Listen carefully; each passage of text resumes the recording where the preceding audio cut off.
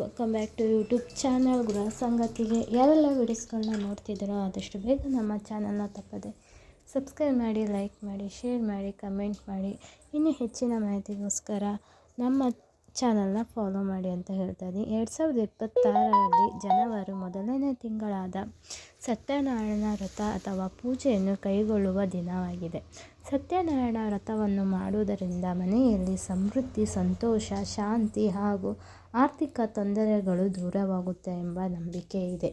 ಹಾಗಾಗಿ ಈ ತಿಂಗಳಿಂದ ಸತ್ಯನಾರಾಯಣ ಪೂಜೆ ಮಾಡಿದರೆ, ಸಂಕಲ್ಪ ಮಾಡಿಕೊಂಡರೆ 4 ವರ್ಷ ತಪ್ಪದೆ ಮಾಡಿಕೊಂಡು ಹೋಗುವುದು ಉತ್ತಮ ಅಂತ ಹೇಳಲಾಗಿದೆ. 4 ವರ್ಷ ಶಾಸ್ತ್ರ ಪುರಾಣದಲ್ಲಿ ಮಾಡಿಕೊಂಡು ಹೋದರೆ ಶ್ರದ್ಧಾಭಕ್ತಿಯಿಂದ ಶ್ರೀಮನ್ನಾರಾಯಣನ ಅನುಗ್ರಹ ಸಿಗುತ್ತೆ ಅಂತ ಹೇಳಲಾಗಿದೆ. ಜನವರಿ ಸತ್ಯನಾರಾಯಣ ವ್ರತ ಅಥವಾ ಪೂಜೆಯನ್ನು ಕೈಗೊಳ್ಳುವುದರಿಂದ ತುಂಬಾ ಶುಭ ಫಲ ಮತ್ತು ತುಂಬಾ ಆರ್ಥಿಕ ಸಮಸ್ಯೆಯಿಂದ ಮುಕ್ತಿ ಸಿಗುತ್ತೆ ಅಂತ ಹೇಳಲಾಗಿದೆ. ಸತ್ಯನಾರಾಯಣ ಪೂಜೆಯ ಮಹತ್ವತೆ ಅಂತ ತಿಳಿದುಕೊಡ್ತಾ ಇದ್ದೇನೆ. ಸತ್ಯನಾರಾಯಣ ಪೂಜೆಯನ್ನು ಶ್ರದ್ಧೆಯಿಂದ ಪ್ರತಿಯೊಬ್ಬರೂ ಮಾಡಬಹುದಾದ ವ್ರತವಾಗಿದೆ. ಇದಕ್ಕೆ ಯಾವುದೇ ಧರ್ಮ, ಜಾತಿಗಳು ಅಡೆತಡೆಗಳಿಲ್ಲ. ಸತ್ಯನಾರಾಯಣ ಪೂಜೆ ಮಾಡುವ ನಿಶ್ಚಯಿಸುವ ಭಕ್ತರಿಗೆ ಯಾವ ದಿನದಲ್ಲಿ ಪೂಜೆ ಮಾಡಬೇಕು ಎಂಬ ಅನಿಸುತ್ತಿದೆಯೋ ಆ ದಿನವೇ ಪೂಜೆ ಮಾಡಬಹುದು. ಶುಭ ದಿನ, ಶುಭ ತೀರ್ಥ, ಶುಭ ವಾರ, ಶುಭ ನಕ್ಷತ್ರ ಅಥವಾ ಶುಭ ಯೋಗ ಇದರ ಯಾವುದೇ ಪರಿಣಾಮ ಸತ್ಯನಾರಾಯಣ ಪೂಜೆಗೆ ಅನ್ವಯಿಸುವುದಿಲ್ಲ. ಒಮ್ಮೆ ಈ ವ್ರತವನ್ನು ಪ್ರಾರಂಭಿಸಿದವರು ಸತತವಾಗಿ 4 ವರ್ಷಗಳ ಕಾಲ ಮಾಡಬೇಕು. 1 ಅಥವಾ 2 ವರ್ಷ ಅರ್ಧಕ್ಕೆ ನಿಲ್ಲಿಸಬಾರದು. ನೀವು 1 ವರ್ಷ ಬಿಟ್ಟರೆ ಪುನಃ ನಂತರ ವರ್ಷ ಮಾಡಬಹುದು. ಒಟ್ಟು ಒಂದು ಸಲ ಕೈಗೊಂಡ ಸಂಕಲ್ಪದಿಂದ ನೀವು ವ್ರತ ಆರಂಭಿಸಿದರೆ 4 ವರ್ಷ ಕಡ್ಡಾಯವಾಗಿ ಮಾಡಲೇಬೇಕಾದ ವ್ರತ. ಶ್ರದ್ಧಾಭಕ್ತಿಯಿಂದ ನೀವು ಈ ವ್ರತವನ್ನು ಆಚರಿಸಿದರೆ ಸಕಲ ಐಶ್ವರ್ಯ ಪ್ರಾಪ್ತಿಯಾಗುತ್ತೆ ಅಂತ ಹೇಳಲಾಗಿದೆ. ನಿಮ್ಮ ಆರ್ಥಿಕ ಸಮಸ್ಯೆಯು ದೂರವಾಗುತ್ತೆ ಎಂಬ ಶಾಸ್ತ್ರ ಪುರಾಣದಲ್ಲಿ ಇದೆ. ಸತ್ಯನಾರಾಯಣ ಪೂಜೆಯನ್ನು ಶ್ರದ್ಧೆಯಿಂದ ಪ್ರತಿಯೊಬ್ಬರೂ ಮಾಡಬಹುದಾದ ವ್ರತವಾಗಿದೆ. ಅದಕ್ಕಾಗಿ ಇದಕ್ಕೆ ತುಂಬಾ ಮಹತ್ವಪೂರ್ಣವಾದ ವ್ರತ ಅಂತ ಹೇಳಲಾಗಿದೆ. ಯಾವುದೇ ಸಮಸ್ಯೆ ಇದ್ದರೂ ಈ ವ್ರತದಿಂದ ಪರಿಹಾರ ಸಿಗುತ್ತೆ ಅಂತ ಹೇಳಲಾಗಿದೆ.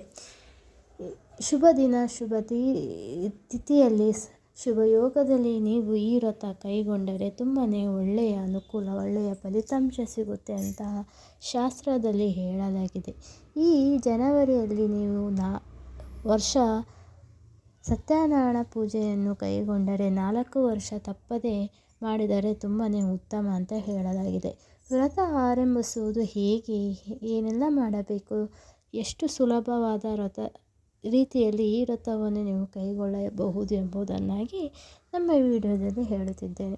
ತಿಂಗಳಲ್ಲಿ 1 ದಿನ ಸತ್ಯನಾರಾಯಣ ಪೂಜೆ ಮಾಡುವಂತೆ ಸಂಕಲ್ಪ ಮಾಡಿ, ಅದರಂತೆ ಉಪವಾಸ ಮಾಡಿ, ನಾರಾಯಣನನ್ನು ಭಕ್ತಿಯಿಂದ ಪೂಜಿಸಿ. ಸಂಜೆ ಅಥವಾ ಬೆಳಗ್ಗೆ 2 ಸಮಯದಲ್ಲೂ ಪೂಜಿಸಬೇಕು. ಸತ್ಯನಾರಾಯಣ ವ್ರತ ಪ್ರಾರಂಭಿಸಿ ನಂತರ 4 ವರ್ಷಗಳ ಪ್ರತಿ ತಿಂಗಳು ಶ್ರದ್ಧೆ ಮತ್ತು ಭಕ್ತಿಯಿಂದ ಆಚರಿಸುವುದು ಕಡ್ಡಾಯ. ಸತ್ಯನಾರಾಯಣ ವ್ರತವನ್ನು ಮಾಡುವವರು ಅವರವರ ಆರ್ಥಿಕ ಪರಿಸ್ಥಿತಿಗೆ ಅನುಸಾರವಾಗಿ ಮಾಡಬೇಕು. ಈ ವ್ರತದಲ್ಲಿ ಆಡಂಬರದ ಅವಶ್ಯಕತೆ ಇಲ್ಲ. ವ್ರತವನ್ನು ಆಚರಿಸಲು ಭಕ್ತಿ ಮತ್ತು ಶ್ರದ್ಧೆ ಅಷ್ಟೇ ಅಗತ್ಯವಾಗಿರುತ್ತೆ. 1 ವರ್ಷ ವ್ರತ ಆಚರಿಸಿ 2ನೇ ವರ್ಷ ವ್ರತವನ್ನು ಆಚರಿಸಲು ಕಷ್ಟವಾದರೆ ಅದರ ಮುಂದಿನ ವರ್ಷ ಮಾಡಬಹುದು. ಹೀಗೆ ಮುಂದುವರಿದುಕೊಂಡು 4 ವರ್ಷ ಮಾಡುವುದು ಶ್ರೇಷ್ಠ ಎಂದು ಶಾಸ್ತ್ರಗಳಲ್ಲಿ ಹೇಳಲಾಗಿದೆ. ಸತ್ಯನಾರಾಯಣ ವ್ರತ ಮಾಡಲು ಆಗದೇ ಇದ್ದವರು ದೇವಸ್ಥಾನದಲ್ಲಿ ನಡೆಯುವ ಸಾಮೂಹಿಕ ಸತ್ಯನಾರಾಯಣ ಪೂಜೆಯಲ್ಲಿ ಪಾಲ್ಗೊಂಡು ಅಲ್ಲಿ ಪೂಜೆ ಮಾಡಿಸಬಹುದು. ಪೂಜೆ ಮಾಡಿಸುವ ದಿನ ಉಪವಾಸ ಬಿಡಬೇಕು. ನಾರಾಯಣ ನಾಮ ಜಪಿಸುವುದರಿಂದ ಶುಭ ಫಲ ತರುತ್ತೆ, ತುಂಬಾ ಒಳ್ಳೆಯದಾಗುತ್ತೆ ಅಂತ ಹೇಳಲಾಗಿದೆ. ನೀವು ಅಂದುಕೊಂಡದ್ದು ಎಲ್ಲ ಸಂಕಲ್ಪ ಈಡೇರುತ್ತೆ ಎಂಬುದು ಸತ್ಯನಾರಾಯಣ ಪೂಜೆಯ ಮೂಲಕ ಕೆಲವು ಜನರಿಗೆ ಉದಾಹರಣೆಯಾಗಿದೆ. ಶಾಸ್ತ್ರದಲ್ಲಿ, ಪುರಾಣದಲ್ಲಿ, ಕಥೆಯಲ್ಲೂ ಉಲ್ಲೇಖವಾಗಿದೆ. ಬನ್ನಿ, ಈ ನಮ್ಮ ಚಿಕ್ಕ ಮಾಹಿತಿ ನಿಮಗೆ ಇಷ್ಟವಾಗಿದ್ದರೆ ನಮ್ಮ ಚಾನಲ್ನ ತಪ್ಪದೆ ಲೈಕ್ ಮಾಡಿ, ಶೇರ್ ಮಾಡಿ, ಕಮೆಂಟ್ ಮಾಡಿ. ಇನ್ನೂ ಹೆಚ್ಚಿನ ಮಾಹಿತಿಗೋಸ್ಕರ ನಮ್ಮ ಚಾನಲ್ ಬೆಲ್ ಬಟನನ್ನು ಪ್ರೆಸ್ ಮಾಡಿ ಹಾಗೂ ನಿಮ್ಮ ಅನಿಸಿಕೆ ಏನು ಅಂತ ಕಮೆಂಟ್ ಬಾಕ್ಸಲ್ಲಿ ತಿಳಿಸಿ.